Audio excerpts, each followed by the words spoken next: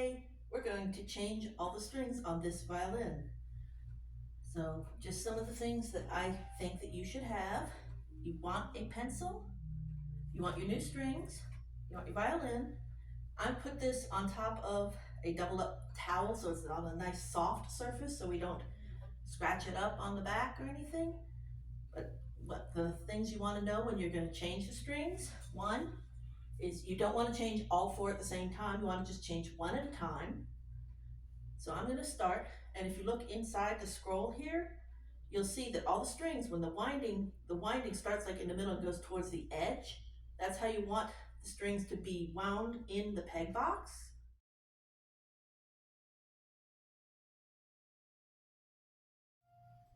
As you look in here, you'll see the windings all go towards the side of the peg box. They don't go crisscross, they just line up over and over.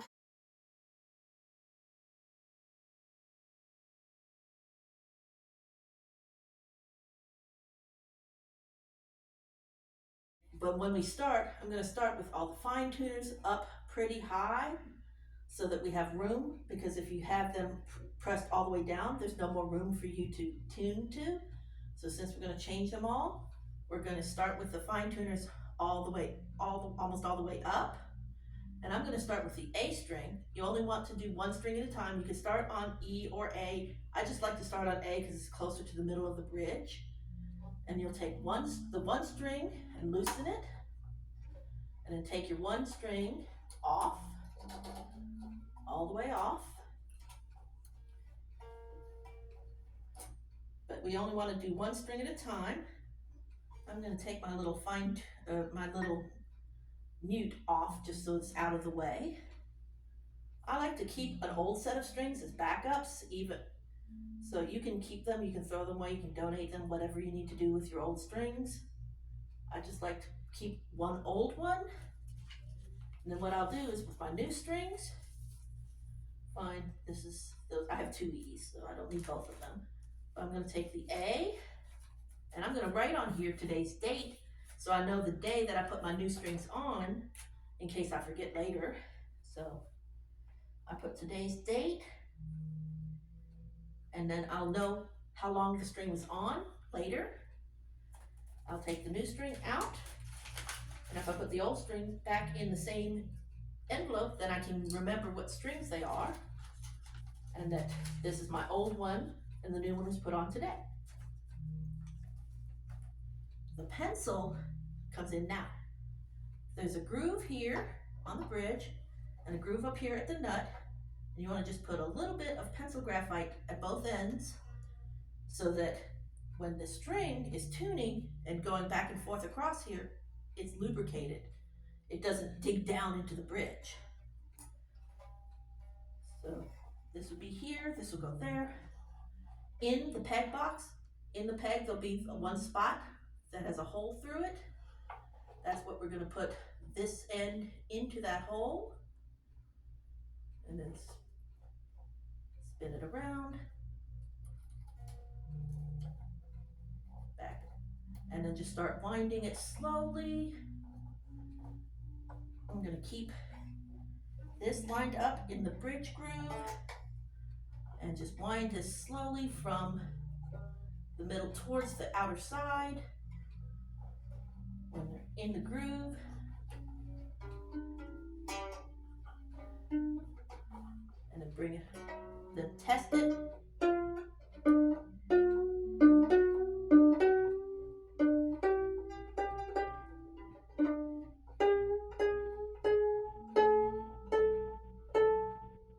And if you'll notice, my pegs, when I'm turning it, you only turn it a little bit, like maybe if this was a whole clock face, 1 hour at a time, or no more than like 1/8 of a turn, just a little bit at a time, and only up to the note. It's when people just crank it like it's a guitar peg that's when you break strings. And you don't want to do that. Right now it's okay to just be close, because we'll do fine tuning later. But you also want to make sure that the bridge, the back of the bridge, should be straight and at a right angle to the side of your violin. So this The back should be straight up and down compared to the side of the edge. You don't go by the front because that actually curves a little bit. It starts wider and then curves a little bit narrower as it gets closer to the edge. But now that's one string on and one string marked. Now I'm going to go down to the D. There's my D. And we'll do the same thing.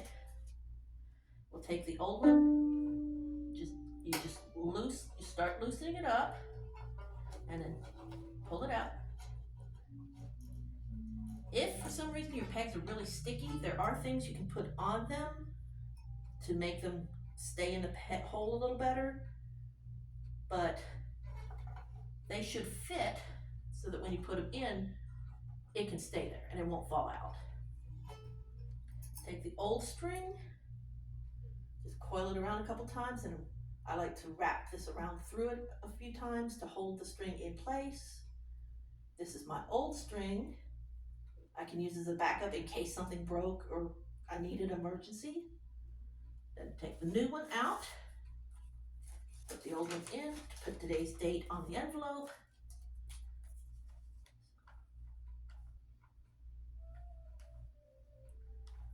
And then I know how old this string is. Put the pencil grooves in the bridge, pencil in the groove on the nut. If this is really dirty, you could take a cloth and clean it. I would not use anything other than just a clean cloth. If something's really messed up, maybe it's time to go to the luthier and get a professional cleaning. But it's okay to just make sure that there's nothing there when you're doing this. If for some reason the winding is too thick to fit into the fine tuner, you can take a pair of vice grips or pliers and squeeze on that and make it thinner so it fits. And then you would line that up in the groove. We'll find the hole in the peg, put the tip of the string through the hole, and then just start winding. And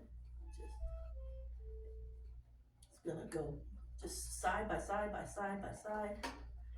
So it goes towards the outer side of the peg.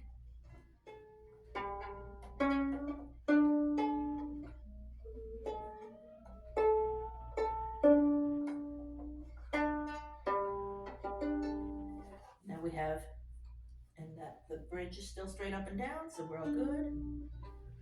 Right now I'm gonna put my mute back on just so it's in place. That's how I put it. And then it's there, it's out of the way. We have two strings down. I'm gonna go for the G, the bottom string. And then again, just loosen this one up, take it off slowly.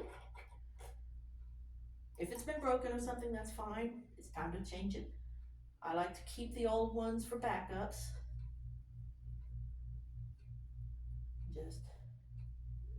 You don't want to coil it too tight. Just enough that it'll stay in place. And then if you don't have an old envelope to put them in, you could put something on here to tell you what string it is. You can also look, the thickest string is the lowest string, so that would be your G.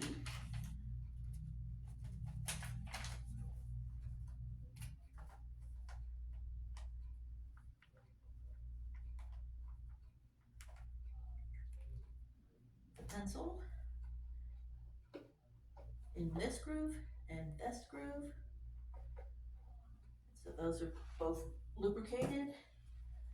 The fingerboard is nice and clean. This goes in the little bumper here. Find the hole. It might be hard to see. You might need some brighter light. You might need to not push it all the way in, or just push it in enough to see the hole. Get your string into the hole. and then start turning and pushing it into place.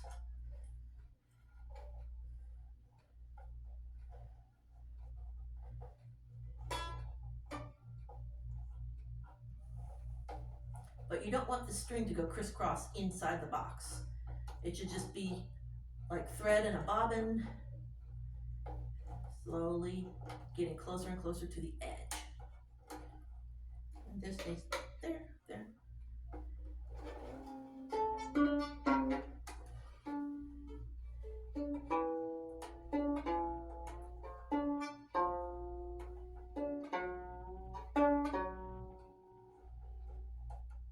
And just go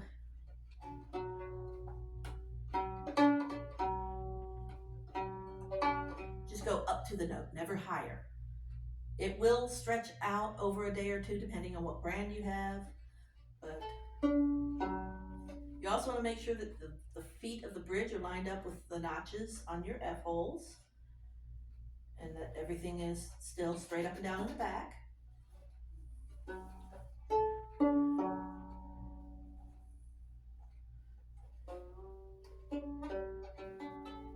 And then it's time for the E string. In my case, my E string had a little protector, and I like to use that on the bridge. It'll look like a little sleeve. It might be colored, it might be clear.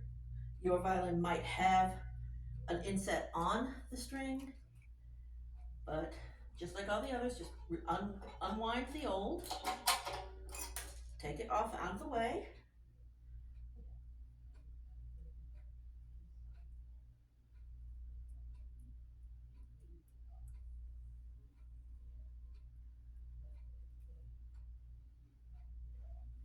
And this is the E.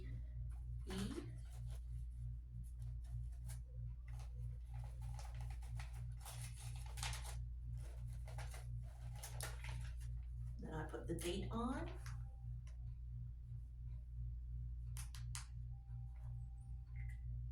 And since this one hasn't even been opened, it's a spare that I know has never been put on yet.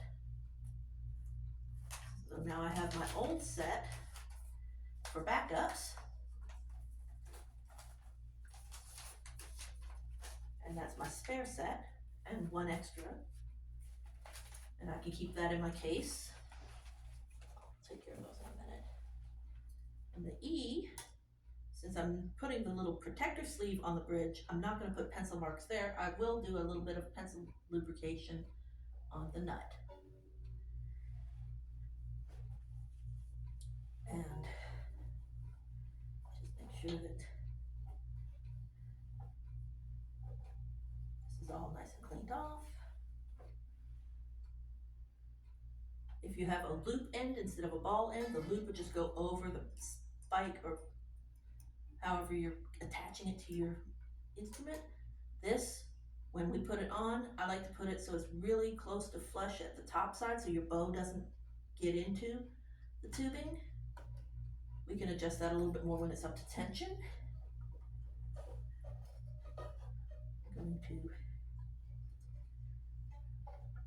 find the spot, put the end, it's like threading a needle, putting that into the hole, through the peg, then start turning the peg and slowly wind it beside the edge until it's closer to the side. Okay, I need to realign at the bottom, it came out. So make sure that this goes in to the fine tuner, that's holding it in place.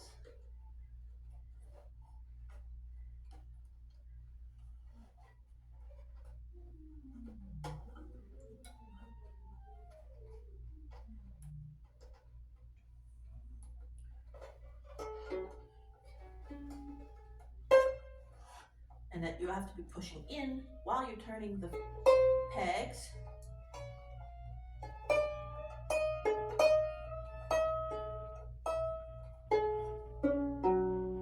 And then you can use the fine tuners as normal. So, and then everything's ready to go.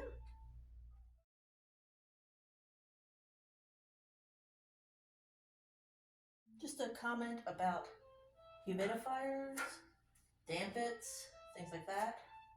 There are several things that you can use in your case and in your instrument. If you're going to use something like the dampit, you need to make sure that the sponge inside, this part in here, the yellow, that's wet, but not dripping wet. It just needs to be damp. If you squeeze it and it's hard, there's no water in it, it's not going to do any good. So this is something you have to check pretty much every day or every 2 days, depending on where you live and how dry it gets, but it dries out pretty quickly. But you can just put it inside the instrument in one of the holes. You might have to shuffle it around a little bit, jiggle it around to be able to get it all the way in, and then it can just stay there. You can leave it in there while you're playing, that's fine. Other things you can put in your case. This one is just homemade. It's literally just a sponge that I put inside an old container that I poke some holes in so that the water can get out. Again, it should be wet but not dripping. And then this can just live inside the case. I like to keep mine near right about here on the scroll. Another one that you could buy, this also works, is the Dario. It's like a sponge inside of a case that can just sit down in, and it has the holes. They can stay in the case. They only work inside the case though.